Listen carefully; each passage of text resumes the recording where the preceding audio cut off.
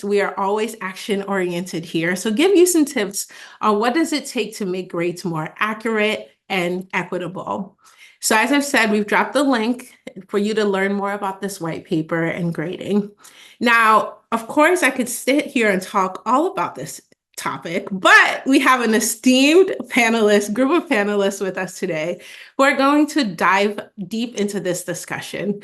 So up first, we have Joe Feldman. He is the author, educator, and CEO of Crescendo Education Group, a consultancy dedicated to providing equitable grading practices for K-12 students across the country. Now, prior to starting this organization, Joe has worked in districts at the educator, principal, and administrative levels. And he's also an author with his book, Grading for Equity: What It Is, Why It Matters, and How It Can Transform Schools and Classrooms. That book was published in 2018, so he has years of experience to dive into this topic. Up next, we have Nia Rashid-Chi. She is the Assistant Superintendent at Castro Valley Unified School District in Castro Valley, California. Now, Nia has nearly 3 decades of experience in the field of education, having spent 6 years in the district and previously at West Contra Costa Unified School District. Her passions lie in supporting students with access, and she is a strong supporter of the equitable grading movement. And last but certainly not least, we have James Lane, who is the CEO of PDK International, a nonprofit organization that is committed to supporting public school students across the nation in their preparation to enter the field of education. Before PDK, James served as the U.S. Department of Education as the Principal Deputy Assistant Secretary and Acting Assistant Secretary in the Office of Elementary and Secondary Education. He also served as the State Superintendent with the Virginia Department of Education. Very busy man. But last but certainly not least, we get to call him as part of our whiteboard family as a senior advisor here. So thank you all for making the time for us to have this conversation. And now for you, our attendees, we would love to hear any questions that you have. There is a Q&A feature at the bottom of the screen. We will be monitoring that Q&A throughout our time together, but we will also have time at the end of this discussion to dive into all of the questions that you have. So please get comfortable with that Q&A button. Now, it's always important for us to start our conversation grounded in why this topic matters. And so I would love to bring up Nia Rashid-Chi, and I would love for you to talk about why this work is important, because you are leading work to improve grading practices in your district. Why do you see equitable and accurate grading as an issue? And why should we care? Why does it warrant more attention? So we would love for you to lead us in this conversation. Thank you, Queen Star, and good morning, everybody. Thank you for being here and joining us in this important conversation. I think Queen Star mentioned one of the things. I would start off kind of with the how and the why. I think that grades impact the trajectories of our students and the experiences of our students. We want our students to be successful. That's what we all want to happen. And grades really drive whether students get the opportunities to participate in certain things or not participate in certain things. So high school course access, am I going into honors or am I going into remedial classes? My first job, I have to put my grades out there, and sometimes they'll hire based on whether I'm an A student or A and B student, or I'm not an A, B student. Maybe I don't get that job. Car insurance rates. My daughter had to send in her report card in order to get a lower insurance rate. She got a discount because her grades actually were straight A's. Do I qualify for college? Can I get into college? Am I good enough for college? High school graduation. Do I get to graduate? Do I get to walk across the stage and make my family proud? Grades drive, it really can change in a good way or a bad way, the life trajectories of students. And so it's incredibly important that we have this conversation about grades. It really, one of the last things I'll say about the kind of like a how is students, their self-esteem is built on grades, how they see themselves. A lot of that can be like, do I get good grades? How do other people see me? And it impacts how students feel about themselves. I'll just change over to kind of like why. Why do I see equitable and accurate grading as an issue that warrants more attention? We've updated, as the white paper says, we've updated just about everything that we possibly can as far as educational practices are concerned. But the grading practices have stayed the same. We've updated our teaching practices, our tools, the way we lead is different, and yet our practices have really stayed the same. But our mindsets have changed. We've moved from a fixed mindset to a growth mindset, and that's where we want to be. And unfortunately, our teacher credentialing programs really don't teach anything about grading practices. You really, as a new teacher, if you don't have any other way to think about it, you kind of revert back to, well, this is how I was graded, so I'll just do the same thing.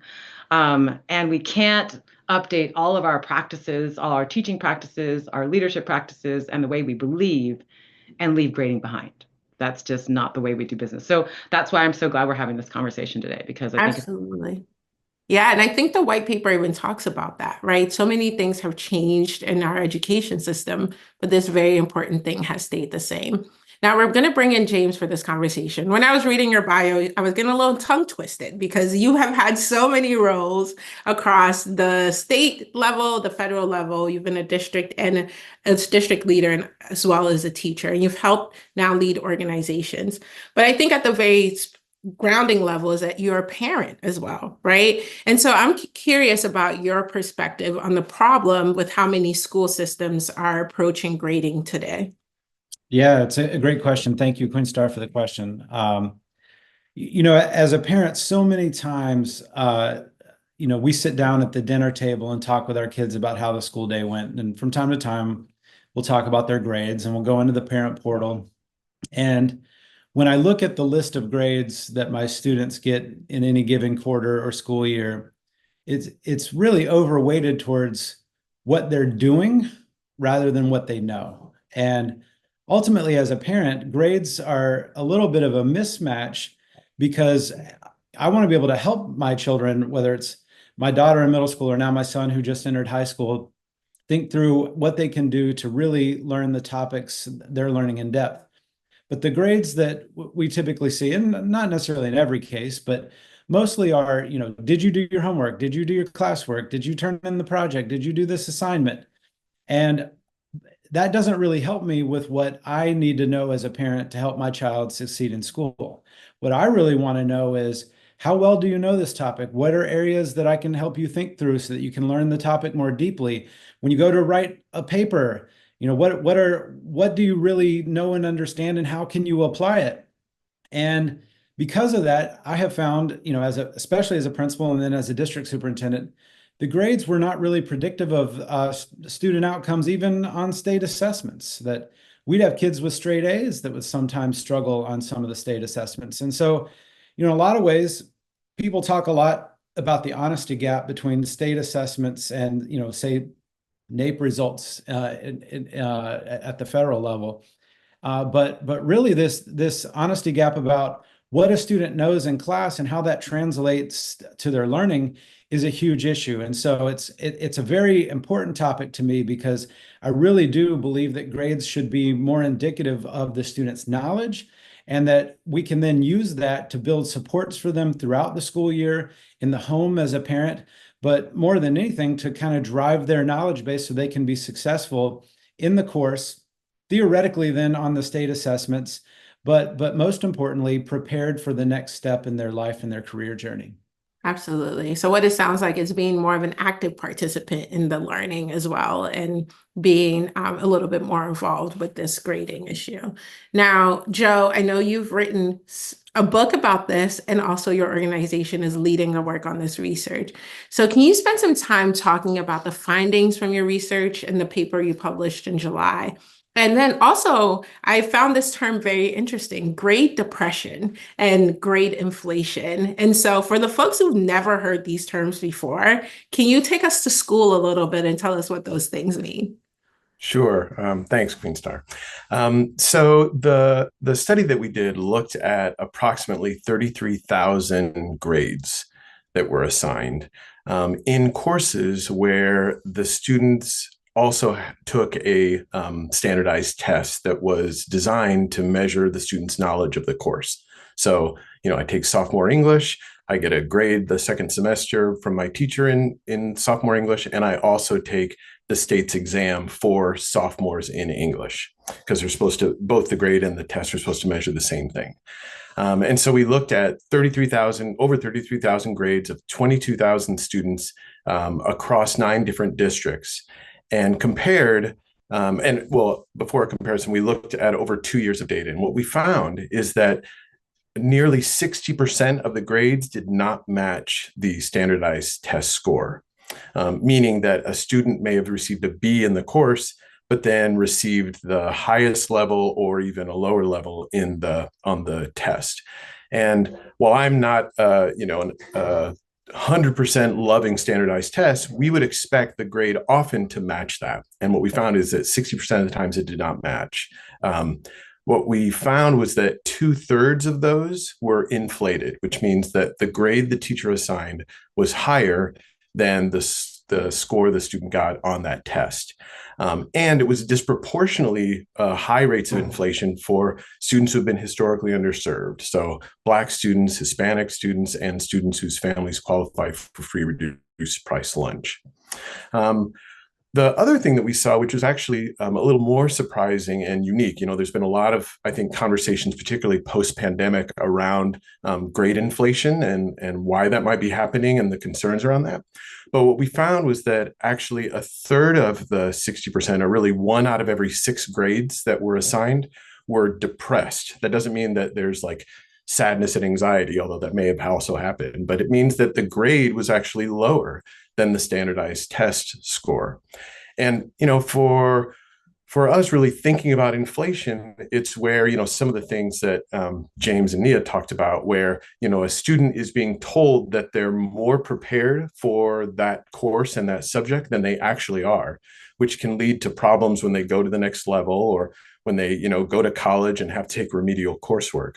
But grade depression isn't really talked about as much. And the consequences for that are perhaps even more alarming and deserve more attention, which is that students actually are capable of an honors track or to go to the next grade level in the subject or for college, but the grade is actually lower than what they actually are ready for. And because, as Nia talked about, grades are used for so many high stakes decisions and are kind of gatekeepers, there are likely many, many, many students all over the country who are actually equipped and can be successful with more opportunities, but are being denied access to those because the grade is depressed. That was sort of and that's happening for all populations equally, which was also a bit of a surprise for us. The second sort of half of the study was looking, well, could we make a difference? Like, are there ways that we could actually improve the consistency and the accuracy of teachers' grading?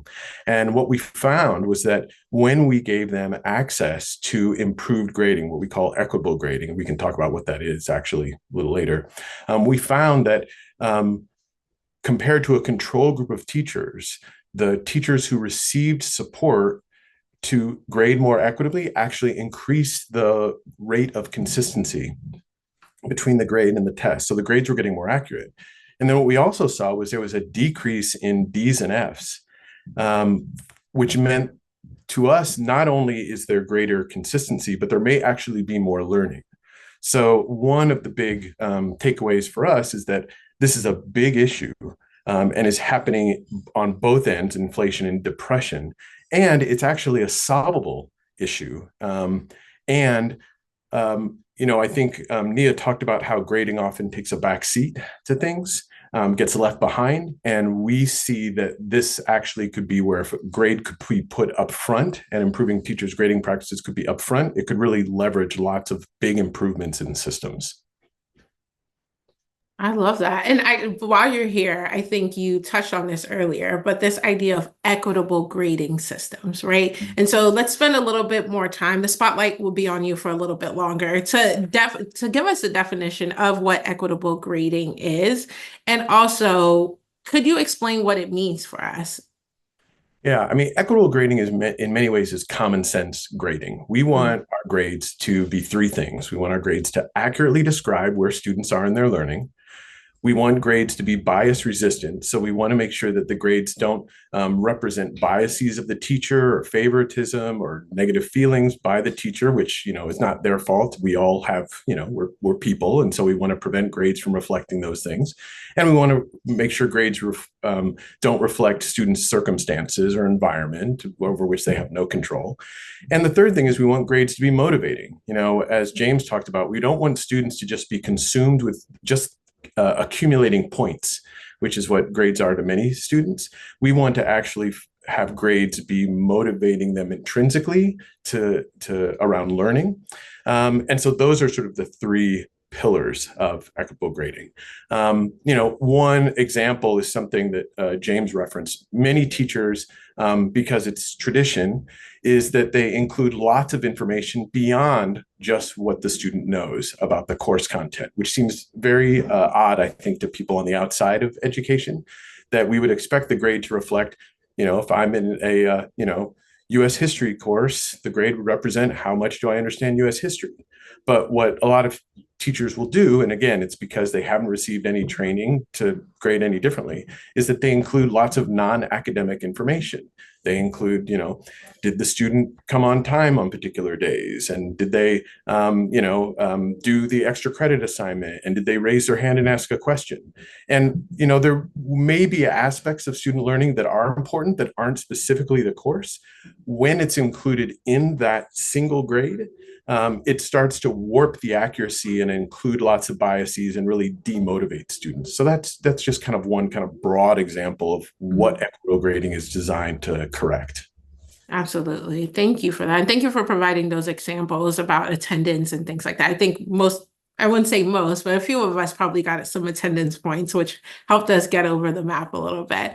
And so, Nia, I would love for you to come in here because, as Joe just said, teachers play a role in this, but as a district leader, what does it look like to actually adopt these equitable grading practices across the district? And specifically in the district that you're in, what has that looked like on a very practical level? Yeah, thank you for the question. I think folks have to think about this work as a multi-year commitment. In Castro Valley, it started off really as a grassroots effort. A small group of high school teachers really wanted to make sure that their grading practices were more fair and representative, especially during the pandemic. And so we carried out a book study using Joe Feldman's Grading for Equity book and other articles. We updated our board policy around grading because it was old and antiquated. We updated our administrative regulations in support of the board policy. And we really created a safe space for teachers and leaders to try something new and different. So to take some risks without any shame or blame. And that's incredibly important to have an environment where you can try something new, and whether it works out or not, it's still going to be okay. Teachers and leaders really need that to take a risk. And then you've got to do a tremendous amount of building the capacity of the adults in the system to do the work. So you've got to do professional development, professional development, professional development. So we brought Joe Feldman into the district in person. We brought him in for Zoom professional development, or some of the colleagues from Crescendo. We had PD during the summer. They have some online PD modules that we also participated in. The first year, we had about 200 teachers take the online modules. We read the book in person. We sent leaders to the leadership track of the Crescendo PD Summer Institute, and we created a grading committee composed of teachers at each of our grade spans and at the district office to discuss practices to do district-wide implementation. we've really moved in phases. So folks have to think about, like I said, multi-year and multi-phases. We started off as just making sure we understood what, the three pillars: accurate, motivational, and bias resistant. What does that really mean? What does that look like? And then let's start out with redos, retakes as a main strategy and try to get consistent around those practices. We've now moved into removing non-academic factors, like, did you bring a pencil? Does that count towards what I know, or what I have learned? It doesn't, and it shouldn't. But sometimes those non-academic factors do get counted in. And so we have to remove those non-academic factors. And we're really focused on going deep this year on the 0 to 4 rubric, or 50 to 100%. So, but that's all been done in a phased in way. And we're consistently focusing on consistency of practices. And last I will say is, your new teachers, your new leaders, even though we've been doing this work ongoing for multiple years, you have to bring those folks along. It's kind of like Groundhog's Day. We gotta make sure that our new folks coming into our system really develop their capacity to do equitable grading practices. So, I mean, that's some of the work that we did. We had a really beautiful foundation of working on essential standards and skills and common formative assessments before we moved into equitable grading practices. But that also, for K-12 systems, that foundational work is also very important. So those are some of the things that we did as a district, that we are doing as a district, and that we will continue to do, because it's definitely not a one stop job. It has to be ongoing, multi-tiered, and really comprehensive. Yeah, and I like that you said comprehensive. It seems like you have to get from as high as the board level to as very in the school building with the teachers. Now, have there been any bright spots that immediately come to mind as you've transitioned to using this process in your district? I think there's been a lot of bright spots. I would say I would name our teachers first. Our teachers have been amazing. This is not easy work. It's challenging to move from something that you've been comfortable with for years and years and years. And we have lots of veteran teachers who have been doing great traditional grading for many, many years. And so I have so much respect and admiration for our teaching corps, because they were willing to try something new. They were willing to take a risk and step out of their comfort zone and actually do something that's completely different, and set up systems around grading, equitable grading. You really have to do that work, understand from the core what are our essential standards and skills that you're trying to meet, and then have consistent conversations with your colleagues. So I would highlight our teachers, and then our Board of Education. Can't forget our Board of Education, who's been so supportive of making sure that they support. Like, when somebody says, hey, what are you doing? You have to make sure that all of those other partners, right? Board of Education, our parents, know what is happening and why, and support the effort. So I would say those are bright spots. Our teachers, our parents, and our board members have just been amazing yep, we need to do something different. How do we develop the capacity of the adults in our system to do that? Let's give them that support. Even when something goes not 100% like we wanted it to, let's still support it. And then when we get to the other side of, like, okay, this worked, let's continue to support it and make sure. So I would say teachers, board members, and our parents have all been bright spots. Thank you. And I'll bring in James in a second, but I want to just spend some time on the district level here.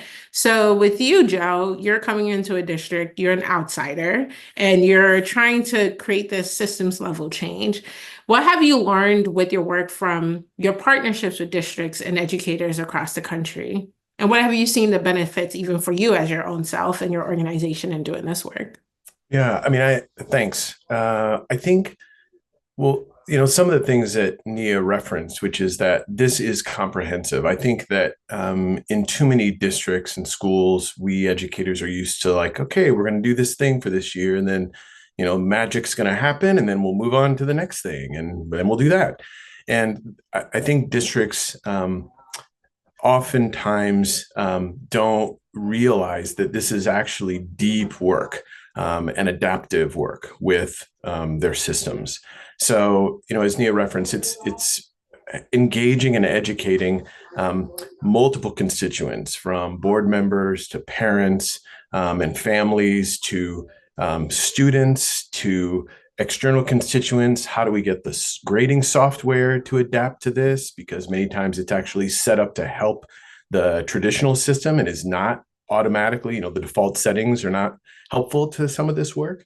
How do we help get our counselors, our guidance counselors on the same page so that when they're communicating with colleges, they can emphasize to college admissions folks that these grades accurately represent students' understanding of course content, which, by the way, when I talk with the college admissions folks, they know that the grade is often collapsing lots of non-academic information, and they say they really appreciate having clarity that the grade represents students' levels of content and understanding.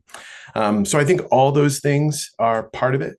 I think that districts who do this most successfully either have done some pre-work, like Nia's talked about, where there's been some conversations about essential standards and they're thinking about really articulating outcomes of courses, or they're thinking about grading as this lever for the instructional improvements, right? We're going to start talking about grading because once we help teachers clarify and recognize the value of the grade only reflecting what students know of the course content, now we'll define what that content is. And then we'll be clear on what is an A level understanding of that content versus B versus C versus D. So it really is part of this longer sort of expanded thinking by districts about how they're going to leverage greater changes. I mean, one of the most amazing things that we find as we work with districts across the country is that they say that that teachers are telling them that this professional development is so unique and they're so appreciative of focusing on this work because teachers know that they are kind of constructing this on their own and they feel very isolated in this. And this is actually, they appreciate getting access to the research on grading, which they haven't had access to. They appreciate getting opportunities to try new practices, to learn from others, colleagues and others. And so I think it really is, teachers have talked about how this brings joy back into the classroom. I think like grading is like the plumbing of teaching and learning, but it's actually like a real energizing aspect to teachers. Yeah, and I love that. It feels like you're cheerleading them to create some innovative practices. And in the end of the day, it's supporting student outcomes as well. So it feels like a very holistic process overall. Now, James, I know you are coming in from a very policy-centered lens, and so would love to hear more about, number one, like what role can policymakers play in this? And even given your work, making sure that there is a pipeline of educators through Educators Rising, what do you find that the role of policymakers and even pipeline programs to help bring in this kind of preparation for educators? Yeah, thanks. And I, largely in the policy space, I would focus efforts to start at the district policy level, and I'll talk about that in a moment. But theoretically, at the state level, you could build a sandbox around what's expected in grading. But I really think the better place to start is building a shared vision for what grading looks like in your community. You need a leader, whether it's a superintendent or an assistant superintendent or someone in the district, to really lead a conversation with the community about what do we want grades to look like and what do we want them to reflect? Do we want them to reflect what students really know or what they've done? And I think when you get deeply into that conversation, I think every parent and teacher is going to agree, well, grades should reflect what students know and can do, and not about whether they've checked boxes in the classroom or whatever. Most districts I know have a policy committee. And once you've set a shared vision in your community, I think you need to do a lot of training with teachers, right? We've trained a generation of teachers to grade the way we've always graded. And I think it is going to take training to understand how you can shift your classroom focus to a more student-centered and competency-based model and use grades to reflect those competencies. And from a district standpoint, when I've done grading reform of any kind, we ran that through a broad policy committee. It would have students on it, parents on it, community members on it, teachers, of course, principals, and central office folks. And we would talk about what are the guardrails that we want to put in policy. And in my district, that policy committee helped us create a standards-based report card for elementary school students. So we not only knew their overall grades, but we knew for each competency in each quarter how the student was doing on that.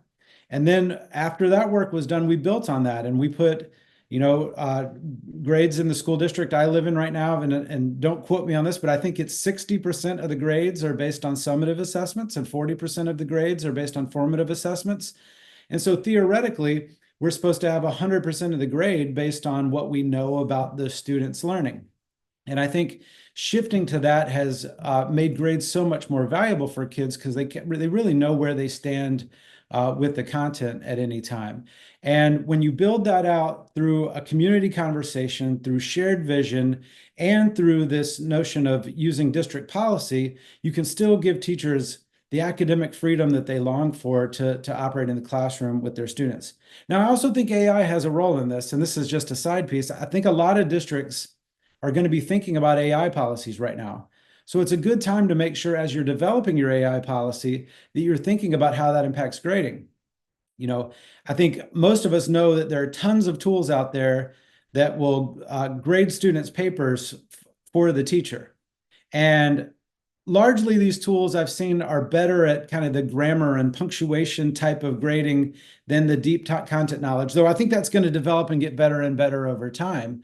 And so one of the things I would encourage teachers to think about is as you're developing assignments, especially written assignments, we want students' work to be authentic and original, but in today's work world, you'll be able to prompt the punctuation, the capitalization, and the spelling and all of those issues. So really make the focus of the assignments that you give on what knowledge you want to gain from students and make sure that you're focused on that grading because AI and everything else is going to take the rest of it. But the most important thing is that the students are doing the work themselves and that you create a policy that that you're activating the learning in your students.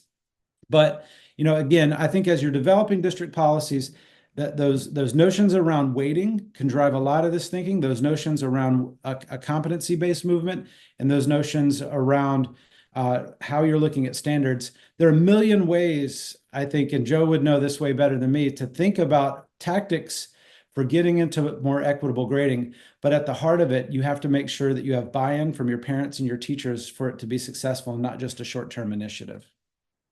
No, I love that. One question that we had was, can you explain the alignment between equitable grading and a more competency-based competency-based system of education? How does one inform or reinforce the other? I thought that was a really great question and ties in really well with what you're saying, James. So we can open this up. I think we can probably start with Nia or even Joe if you want to jump in and answer this question. And you want to take it or you want me to take it? Joe, you can take it.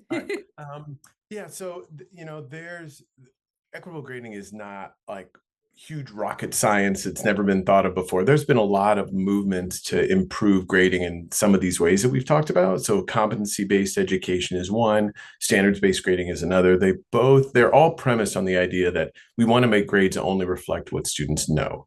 I think that, and so any conversation that moves in this direction, I think, can draw from the research and literature to move in a more positive direction. I think one of the things that when I started doing this research and looked at the fields of competency-based education, standards-based grading, I thought one of the things that was missing was looking at the historical context of grading. How it was established in this country, what it was designed to do, who it was established for. And what I try to do is bring in fields of culturally sustaining pedagogy and other research that helps us understand that there's a moral imperativeness around this work, that the traditional grading practices are actually disproportionately punishing students who have been historically underserved.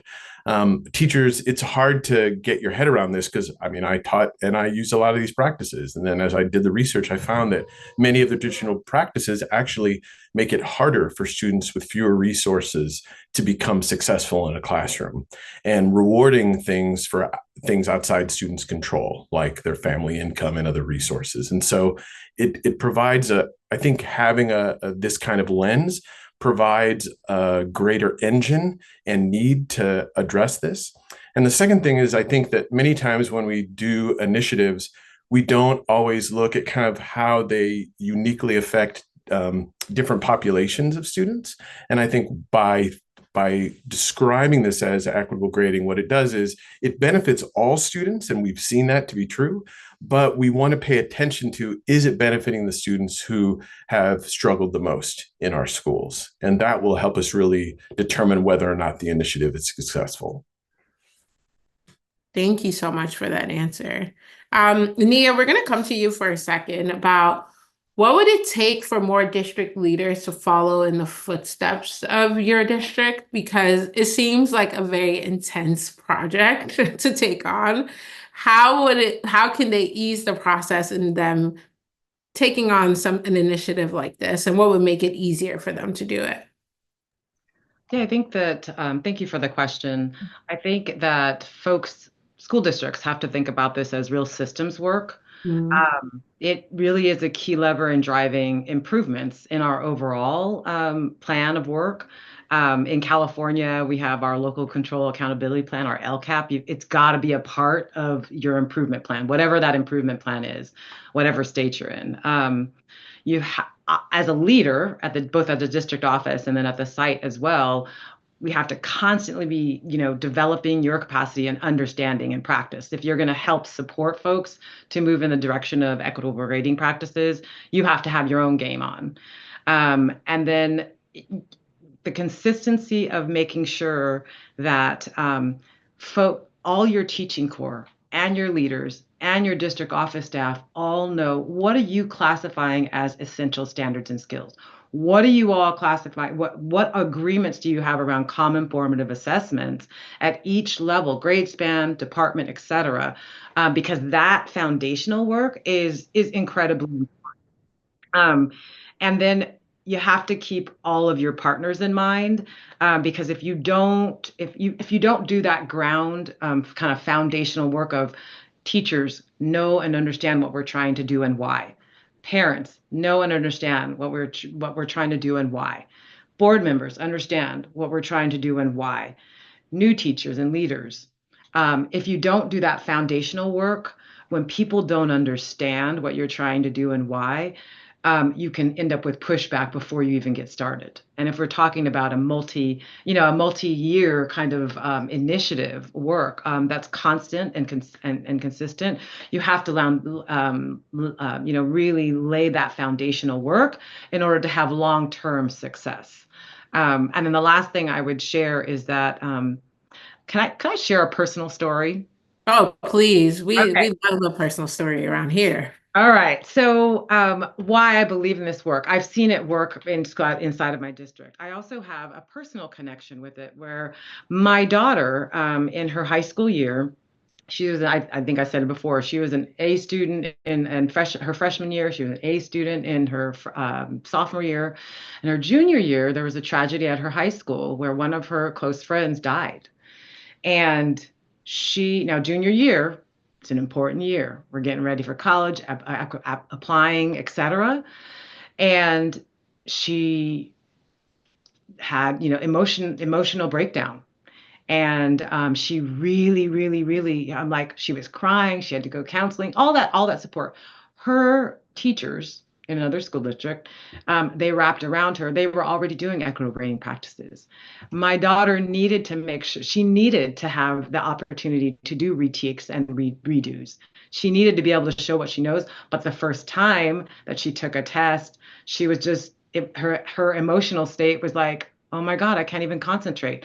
And she had to go to the counseling. So she needed to have most recent performance, one of those strategies, actually happen for her, because her first couple of times, that first 3 months of school place and space to really actually be able to do the work as well as she had been doing it.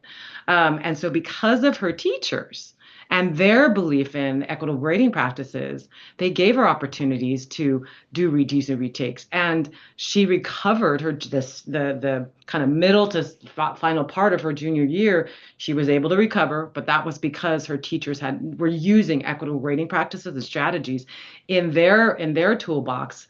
And she had the opportunity. And I will say, she was able to apply for college. She is actually in her second year of college, and she's doing very well. So if she hadn't had those opportunities to do retakes, to do redos, to make sure that her teachers were checking in with her, and like the first time she took a test at the very beginning of the year, didn't go so well. Mm-hmm. That next time around, when she was more ready because she was recovering emotionally from a loss, she did better.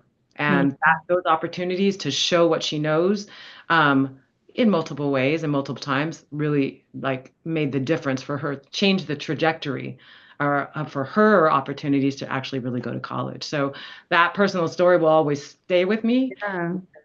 Yeah. It mattered for my daughter, and I know it matters for the 9,000 kids that we have in the school district. No, actually, yeah. Thank you for sharing. I think it's a game changer. When even with students, sometimes when they're applying to college, there's a question about what recent situations have you gone through that might impact your grades and things like that. So I think this is a real life story that really ties in well with that. And Joe, I would love to bring you in here because Nia said a specific statement. She used the term most recent performance, and apparently it's a practice, right, that districts can use. And so would love for you to kind of double click on that and explain what that means.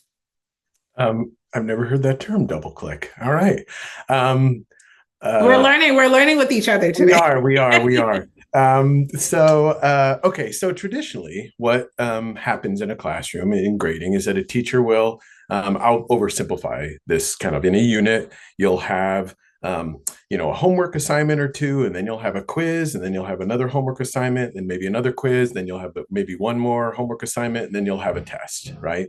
That's generally kind of how it looks. And what traditionally happens is that teachers will enter all of the things that students do into the grade, right? So let's say the first homework assignments, I don't really do very well. The first quiz, I don't do very well. Then I do a couple of more homework assignments. I do a little better on the next quiz, but not great. And then another homework assignment, and then I do really well on the test, right? Because I learned from all my mistakes and all the practice.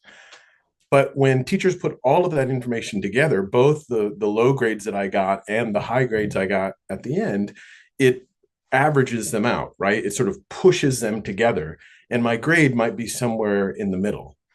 And what that does is it actually hides what I've learned because I've actually know how to do the thing. But because I made mistakes early, because that information is included in the grade, it hides that I actually gained full knowledge of it. And so that is sort of the premise, is that we want, if grades are going to be accurate, if they're accurately going to describe what students know around the course content, that it should reflect where students are at the end of their learning, not be this cumulative and ongoing calculation of all the work students have done, because that is actually not going to make the grades accurate.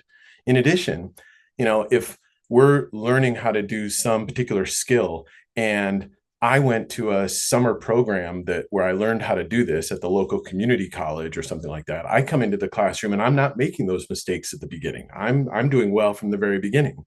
But other students who didn't have those opportunities, they're making mistakes because you're supposed to make mistakes in order to learn. And so that's an example where when we put all the grades together and we average everything that a student does, the student who has had more opportunities and more resources and gets help with their homework every night is going to have a higher grade than the student who doesn't have those opportunities, even if they end at the same level.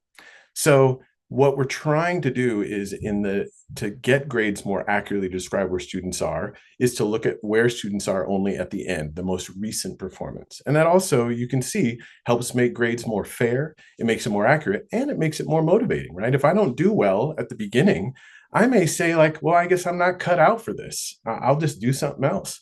But if I'm expected to make mistakes and it's not going to be used against me, I'll keep working. And we find that teachers say that students are engaged until the very end because they always have the possibility of success, which traditional grading actually prevents from happening.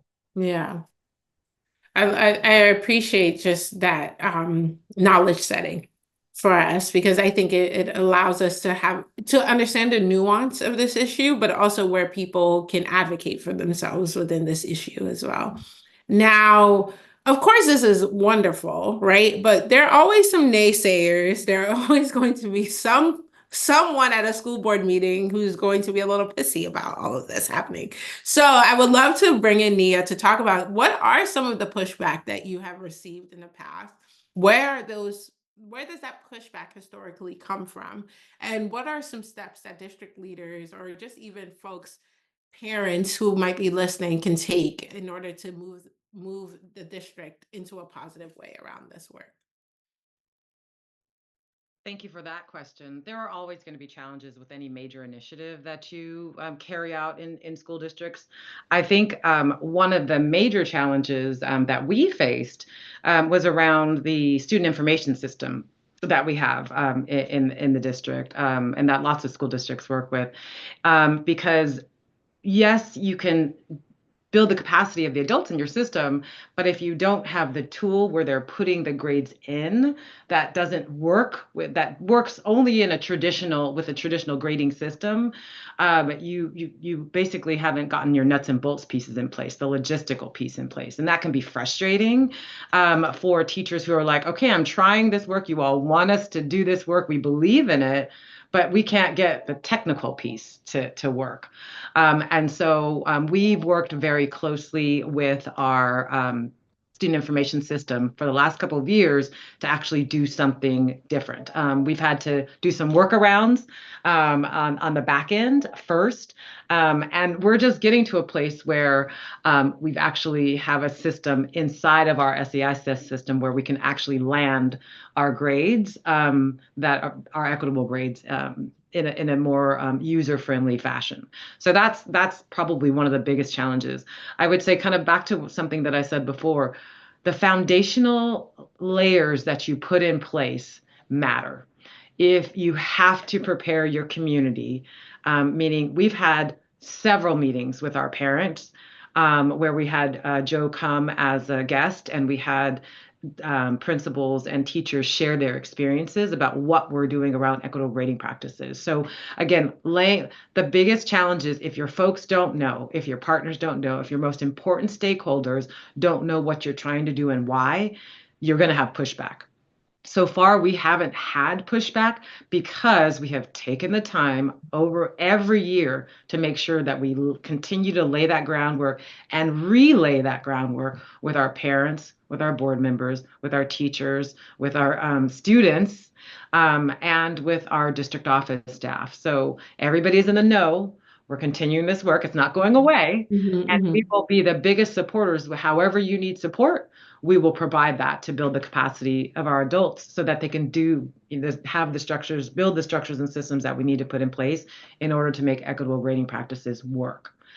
If you don't do that, you will have pushback. Yeah, for sure. It's almost like over communicate so that everyone is very clear about what role they're playing in this. That's the major theme I'm hearing from you. And so for the attendees on the webinar, please feel free to add in any questions that you have in the Q&A. Now we're going to move into Q&A now, and there's a question that I think James prompted from someone in the audience around AI. And we can't live in this year 2024 without talking about AI in some capacity. So the question we have here is, have any of you prompted AI tools to assign separate grades for various components of writing? And if so, how does AI perform? So if it's not a very specific tool, maybe spending some time talking about how AI can play a role in equitable grading. James, that might be helpful as well.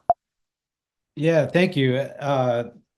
So with AI, yes, I've spent a good amount of time in these tools, and AI is only as good as you can prompt it to the point of the question, right? And so, I think one of the key components of work that we're going to have to do with students and teachers is to really teach them how to get to the information that they want. But there are amazing tools out there. I've spent a lot of time in some of these writing grading tools. I actually did a webinar recently with a company called Packback, who I think has the best version of this type of tool. And ultimately, um, the AI will really get trained in over time to grade in any way you want.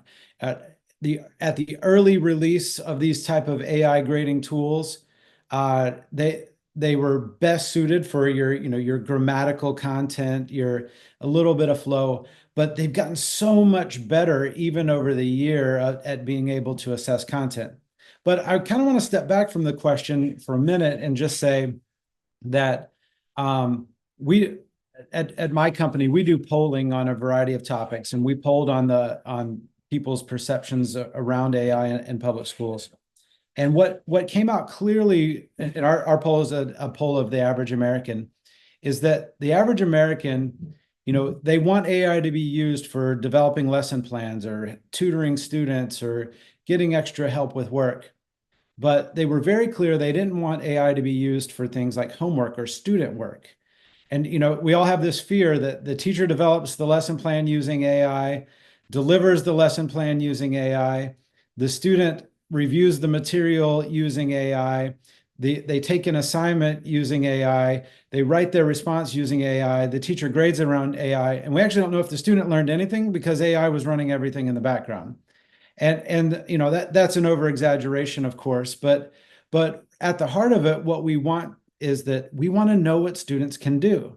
And so AI is going to make it way more efficient to get to that moment, that it's not about diagramming sentences anymore. It's about what is the topic that we're thinking about, what do you know about it, what can you write about it, and what can you analyze about it. And we want that to be uniquely done by that student so we have a great sense of their ability.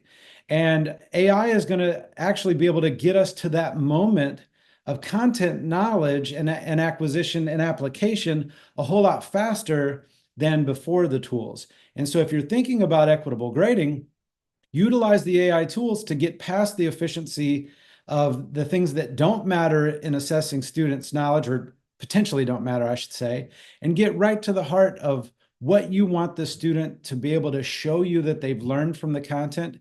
And by using AI, you'll be able to get to those moments faster and past red pen marking every capitalization issue or grammar issue, because the tools that are built will do that for you.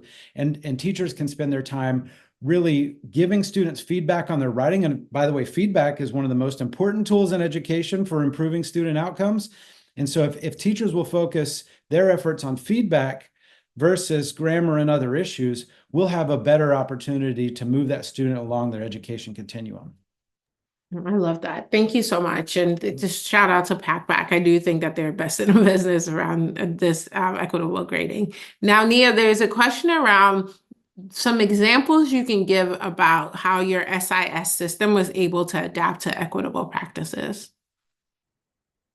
Okay. Oh, thank you for that question. So I won't say that it's fully adapted to equitable grading practices, but what we've done over a couple of different years is done a bypassing the in a backdoor way, kind of bypassing the regular system, which would put all the grades in and average it and kind of do that work with and instead it allows us to really do most recent performance, where we can make sure that the students has shown what they know at the latest time in the year, and have those grades be reflected in the system. And whereas before, it wouldn't allow us to do any of that. I think that we still have more work to do, and I'm not the tech guru, I will be honest. But I just know that for the last 3 years, initially, our SIS wouldn't even talk to us about it. They were like, yeah, we've heard from other school districts about this too. We can't do anything about it. And then the last 2 years, that attitude has changed. And I guess the best advice that I would give to folks is you have to keep harping on them. Whoever your SIS system is, they don't change unless you keep at it, and then you ask other school districts to partner up with you who have the same SIS system to have the conversation with. You have to get beyond the tech guys and get to the management layers of the organization and talk and sit down and have talk and never give up on that. Because once you do that, then they actually see you're serious and you have more power. There's power in numbers, right?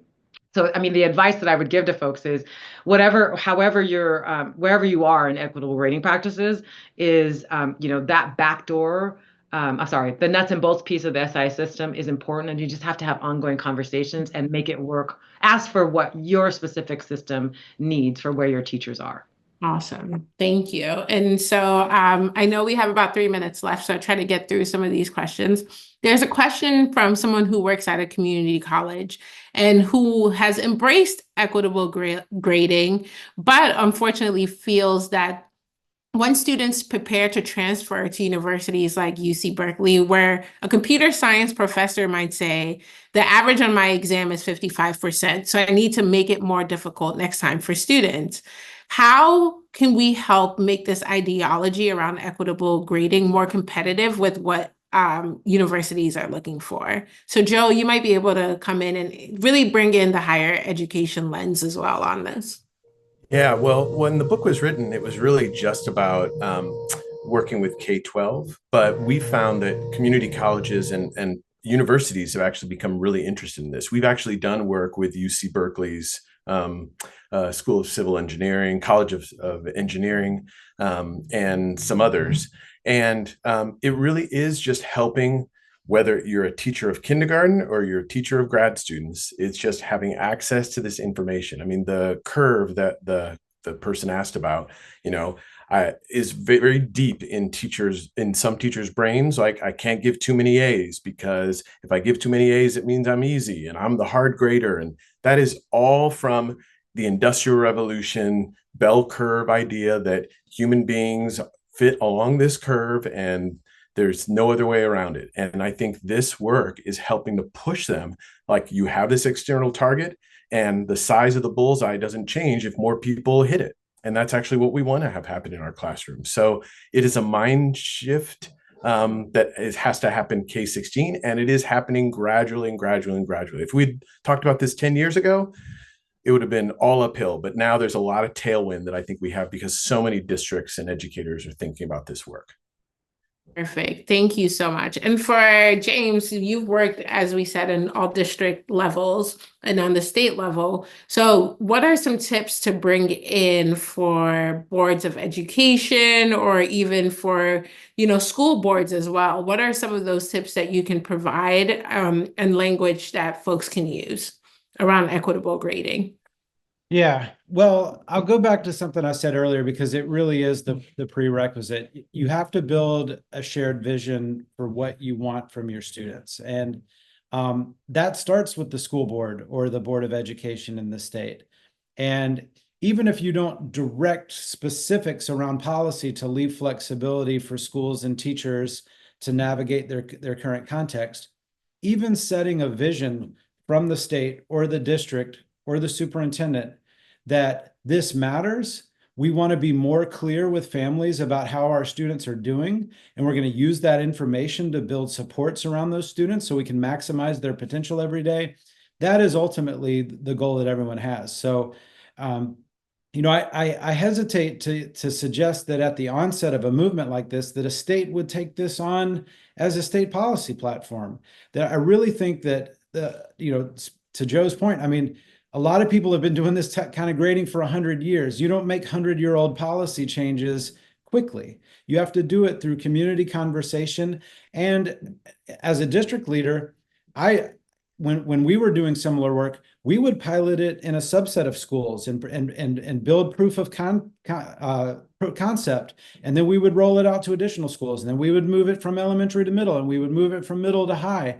And I wouldn't be afraid to start small, build that proof of concept, set a vision for your community, continue that conversation throughout your community, because I have seen so many of these type of initiatives where you have a really charismatic and dynamic leader roll something like this out, then that leader leaves or that school board member leaves or even that principal leaves, and then you're back at square one with new leadership. But if it's entrenched in your community and your parents really believe in these type of grading practices, your teachers really believe in it, you build it over time, you're much more likely to see it sustain over time. And it's so important for students to be successful that they really know how they're doing, because ultimately, when they go to college, like the last question was referencing, they really know this material, they're going to be so much more successful than if they just proved that they were really hard workers, but didn't actually know the content when they get into a classroom with 400 students at the university level. It's going to be so important that your community wraps around our students and the knowledge that they've gained. Absolutely. And I know we're over time, so I will give Joe the last word to talk a little bit more about where people can find this white paper, but also how, even if it's on the teacher level, how we can build some momentum around this. So last 30 seconds, Joe, over to you. 30 seconds. Well, I'll just sort of connect what both Nia and James said. Like, this work can happen at every point within the system. You don't have to wait for the board to make a policy, and you don't have to wait for all the teachers to agree and try and build that kind of consensus. It can happen throughout, all at the same time. And I think building some knowledge with teachers and some evidence and giving them the space to try things and generate these testimonials and evidence is just as important as educating the board and starting to think about long-term, how do you integrate this into your strategic plan? And that's the best way that it happens, is when all the groups are involved in some kind of way in this. And I will just again emphasize, the takeaway from the white paper is that students benefit, the systems benefit, families benefit when grades are accurate. And we actually can make grades more accurate and fair. We just have to have the will to start. Yes, absolutely. We have to have the will to start. Well, thank you all so much for joining us for this webinar. You will receive a copy of the white paper for all attendees who join us. And thank you so much. I hope you all have the tools you need to build a more robust, equitable grading system in your district or your state. And thank you so much for joining us. And thank you for our panelists for this amazing discussion. Hope you all have a lovely day. Have a good one. Bye.